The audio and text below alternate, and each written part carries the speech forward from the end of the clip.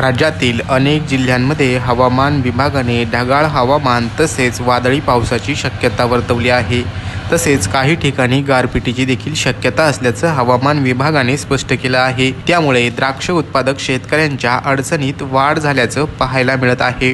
द्राक्ष बागायतदार शेतकऱ्यांनी ढगाळ हवामानामध्ये आपल्या द्राक्ष बागांची काळजी कशी घ्यावी याबाबतची माहिती आम्ही कृषी विज्ञान केंद्र जालना येथील शास्त्रज्ञांकडून जाणून घेतली। पाहुयात। नमस्कार, मी प्राध्यापक सुनील कळम, विषय विशेषज्ञ उद्यानविद्या, कृषी विज्ञान केंद्र खरपुडी। भारतीय हवामान केंद्राने जी माहिती आपल्याला सांगितली, जो डेटा आपल्याला दिला, तर आज उद्या आणि परवापर्यंत ढगाळ वातावरण आहे। त्या अनुषंगाने आपण काही उपाययोजना सांगूया।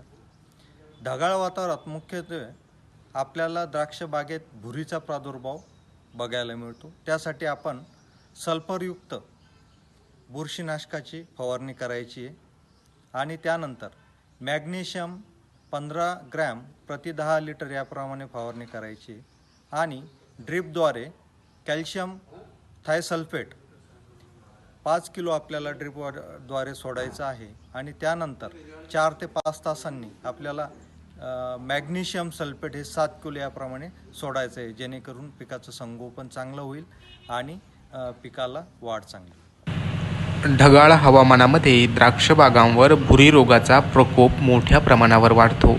हे टाळण्यासाठी शेतकऱ्यांनी सल्फरयुक्त बुरशीनाशकाची फवारणी आपल्या द्राक्ष बागांवर करावी, असं आवाहन कृषी विज्ञान केंद्र खरपुडी येथील शास्त्रज्ञांनी केलं आहे।